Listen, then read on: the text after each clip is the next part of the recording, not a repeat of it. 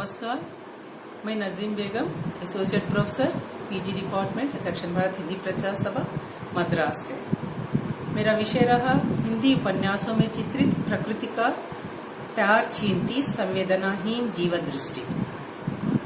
धरती, पर्वत, हवा, नदियां, समुद्र, पेड़ पौधे, खेत खलिहान, पशु पक्षी इत्यादि हमारे साथी हैं, जिनसे हमें जीवन मिलता है।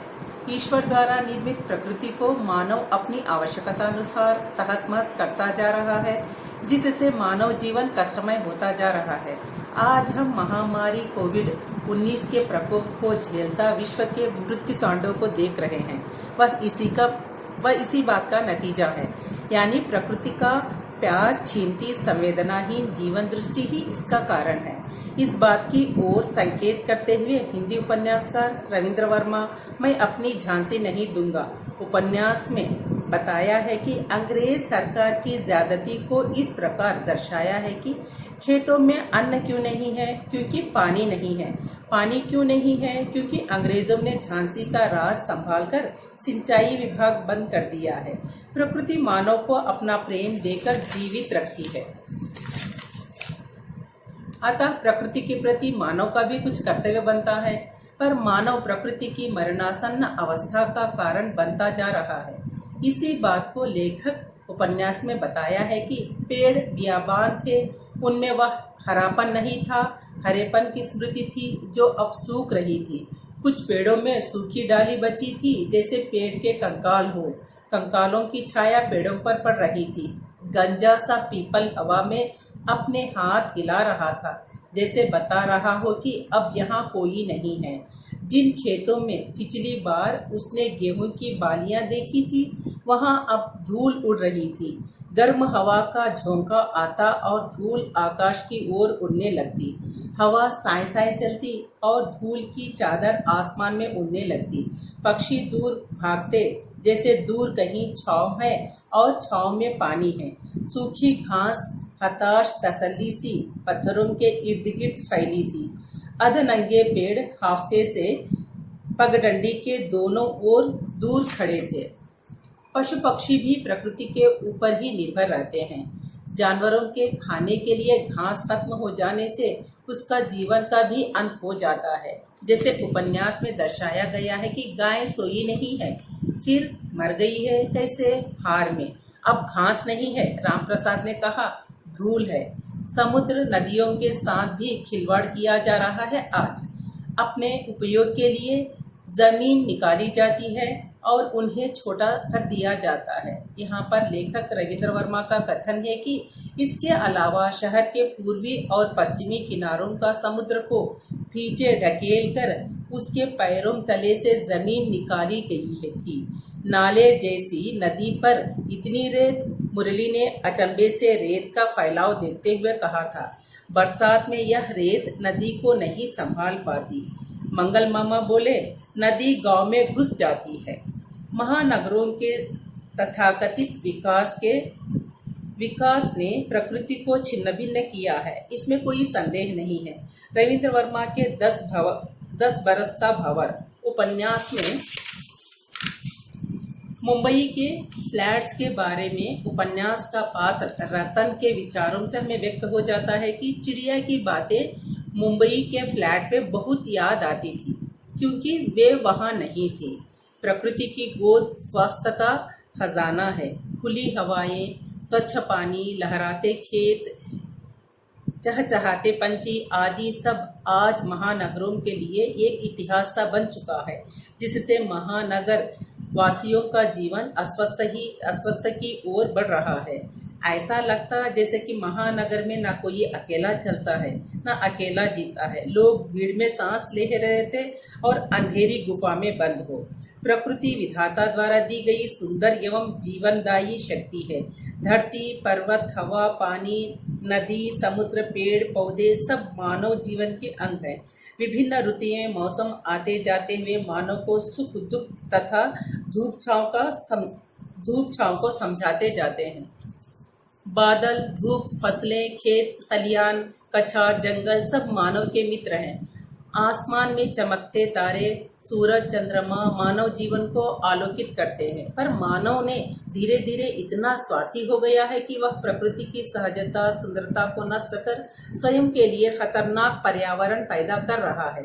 इसी का नतीजा है महामारी कोविड-19 का प्रकोप, जो विश्व भर में मृत्यु का तांडव कर रही है।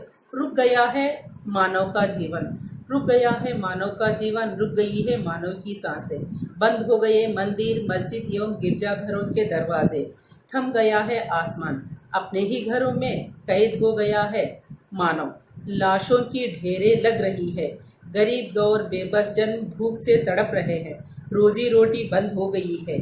न जाने और न जाने कितने दिन, न जाने और कितने दिन। अब तक न कोई दवादारी की खोज सफल हुई। यह इतिहास में लिखा जाएगा। आगे आने वाली पीढ़ियां हादसे या कहानियों के रूप में इसे पढ़ेंगे। साहित्यकार की कलम लिखने के लिए मजबूर होगी। ऐसी परिस्थितियों के जिम्मेदार कौन है? ऐसी परिस्थितियों के जिम्मेदार कौन है? जब भी प्रकृति पर मानव हावी हो जाता है तो प्रकृति मानव को सतर्क करती ही है, पर यह मानव क्यों बार बार इस बात को भूल जाता है और गलती कर देता है? इतिहास इसका गवाह है। प्रकृति को बचाए रखने के संदेश देने की ओर हिंदी साहित्यकारों का कलम सदा आगे रहा है। ऐसे साहित्य की प्रासंगिकता आज हम सबको है। धन्यवाद। नमस्कार, मेरा नाम दारा योगानंद और मैं AIMS institute of higher education Bengaluru का हिंदी प्राध्यापक बोल रहा हूँ। इस एक दिवसीय अंतर्राष्ट्रीय संगोष्ठी जो आप ऑनलाइन वेबिनार पे करने जा रहे हैं, जिसमें आपने शीर्षक दिया था वर्तमान महामारी के परिदृश्य में प्रकृति से संबंधित हिंदी साहित्य बदलाव और प्रासंगिकता।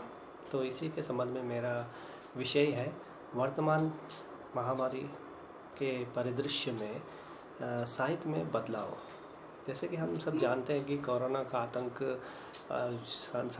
पूरे संसार में हम देख सकते हैं कितने लोगों ने जान गंवा दी है, और इस आतंक से आज हर कोई जूझ रहा है और हर कोई बचना भी चाहता है। इसलिए सरकार के कहने पर सभी लोगों ने अपना लॉकडाउन कर लिया है, घरों में अपने आप को नज़रबंद कर लिया है ताकि वो इस बीमारी के चपेट में ना आए।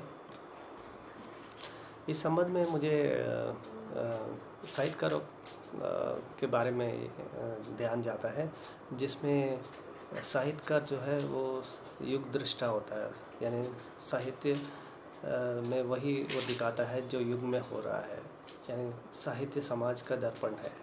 तो जरूर साहित्यकारों ने भी जिन्होंने इस महामारी को के दृश्यों को उन्होंने देखा है, और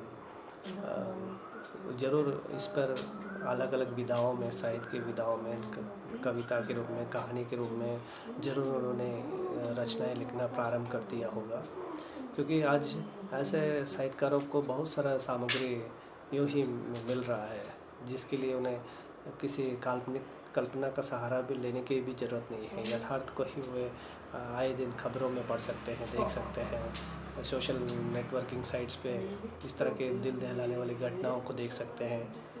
तो मुझे लगता है कि साहित्य में धीरे धीरे बदलाव आ रहा है और इस युग का एक नया साहित्य फिर से लिखने का प्रयास हो रहा है। मुझे गजानन माधव की कुछ पंक्तियाँ याद आ रही है। मुझे कदम कदम पर चौराहे मिलते हैं, बाहें फैलाए एक पैर रखता हूँ कि 100 राहें फूटती है, मैं उन सब से गुजरना चाहता हूँ। तो यहाँ पर भी मैंने देखा है कि साहित्यकार के सामने अभी सामग्री पड़ी हुई है, ज़रूरत है उन्हें चुनने का और उसको अपने साहित्य के माध्यम से किस तरह से वो इन सच्ची घटनाओं को यथार्थ तरीके से दिखाने का प्रयास करें। क्योंकि आज लॉकडाउन के चलते परिस्थिति बहुत ही दयनीय हो गई है। एक तरफ ये मजाक भी बन गया है कि लोग अपने आप को घरों में बंद रखे हुए हैं, कहीं बाहर नहीं जा सकते हैं। तो दूसरी तरफ एक गंभीरता भी है कि हम इस बीमारी के चपेट में ना आए, इसलिए खुद को ही हमने लॉकडाउन कर लिया है। लेकिन इस लॉकडाउन के दौरान हमें ये भी देखना है कि हम कितने दिन तक इस तरह से अपने आप को नज़रबंद कर सकते हैं, हमारी मानसिक स्थिति कैसी होगी, क्योंकि घरों में पड़े रहना और घर के सदस्यों के बीच में मेल मिलाप वो सब तो चलता है, लेकिन मनुष्य एक आज़ाद प्राणी होता है, वो इस तरह से चार दीवारों में बंद रहकर नहीं रह सकता। तो वो घर में ही एक दिन 2 दिन, ज़्यादा से ज़्यादा 1 महीना रह सकता है। उसके बाद उसको बाहर निकलने का मन करेगा और इस बीच में घर में फिर तू मैं होगा, बहस होगा, लड़ाई झगड़ा भी शुरू हो जाएगा। और अभी तो बच्चे भी स्कूल नहीं जा पा रहे हैं और घरों में ही हुल्लड़ मचाने लगते हैं। और जो नौकरी पेशा लोग हैं वो किसी न किसी तरह से घर पर रह कर एटलीस्ट काम कर रहे हैं, कम से कम काम कर रहे हैं, जिसकी वजह से उन्हें तनख्वाह मिल रही है। कई लोगों को तो तनख्वाह भी नहीं मिल पा रही है, और मिल रही है तो भी 50% काट के दिया जा रहा है। तो उन लोगों की परिस्थिति कैसी होती होगी।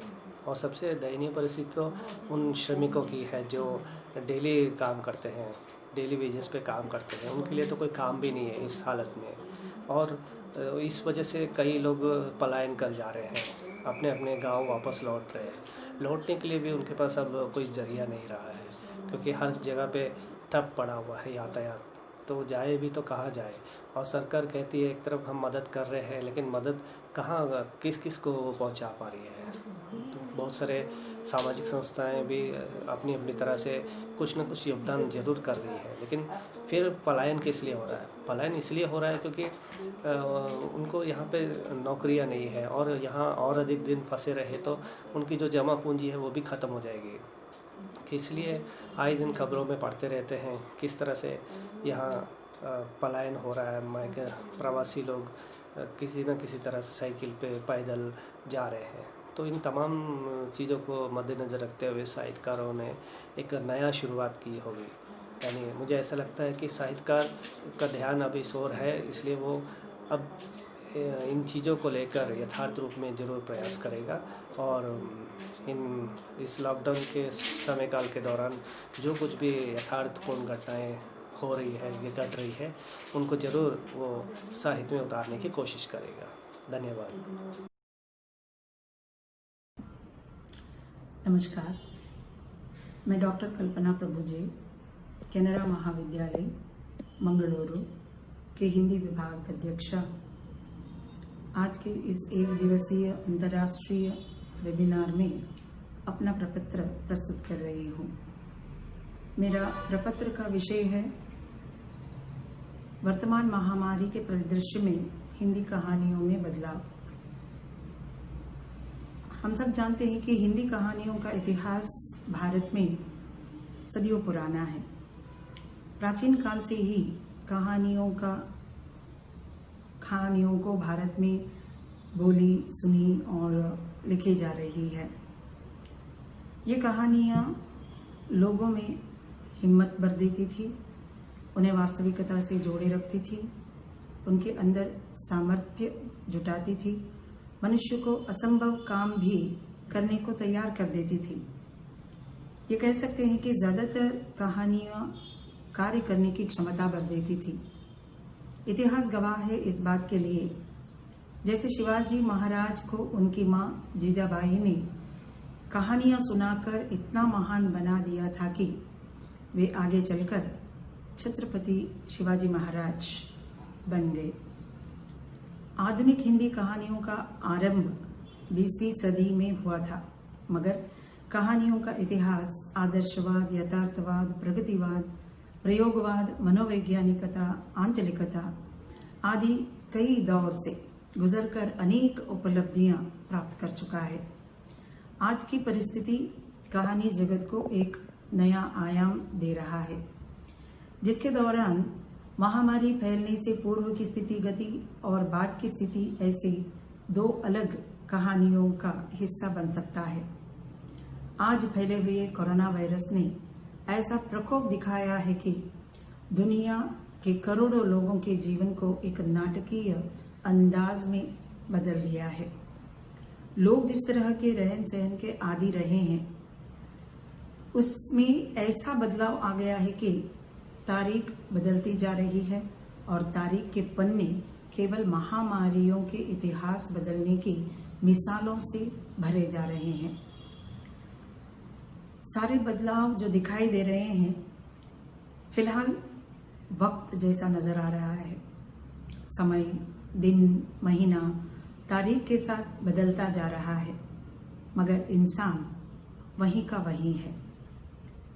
पिछले 4 महीनों से हमारा देश जैसे थम सा गया है। ऐसे हालातों में इंसान कहानियां लिखेगा तो भी वही महामारी, उसके लक्षण, उसका प्रभाव, कुछ आप बीती, कुछ आस पड़ोसियों पर बीती घटनाओं को या किस्सों को ही कहानी का विषय बना पाएगा। ऐसा कह सकते हैं कि महामारी का इतिहास दोहराएगा। जिस तरह मौजूदा समय में अपनी जान बचाना लोगों के लिए प्राथमिकता बना हुआ है, वैसे ही लोगों को पर्यावरण के प्रति चिंतित कराया जाना भी जरूरी है। भले ही आज की स्थिति से प्रदूषण में कमी आ गई है, लेकिन पूरा परिवर्तन होने में बहुत समय लगेगा।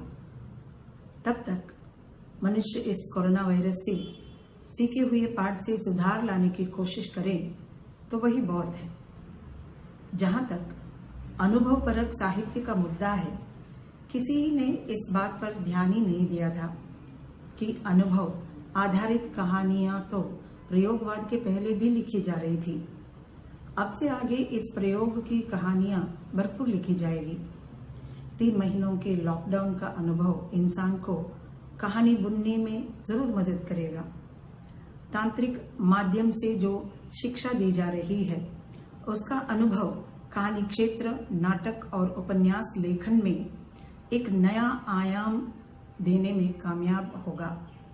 अगर हम इतिहास के पन्नों को उलटकर देखें तो ये साफ दिखाई पड़ता है कि 110 वर्ष पूर्व घटित महामारी के बाद जिस प्रकार साहित्य का काम चला, उससे भी अधिक खूबियों के साथ आज का साहित्य रचना हो पाएगी।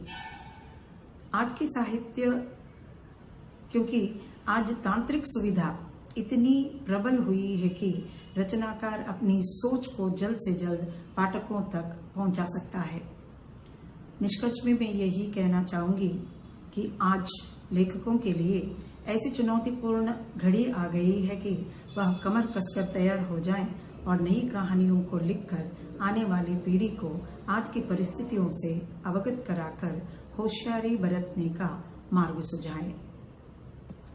इस 1 दिवसीय अंतर्राष्ट्रीय वेबिनार में भाग लेने का मौका देने के लिए मैं तहे दिल से इस वेबिनार की संयोजिका शेषाद्रिपुरम महाविद्यालय बेंगलुरु की डॉक्टर उर्मिला पोरवाल विद्यासागर जी को धन्यवाद समर्पित करती हूँ।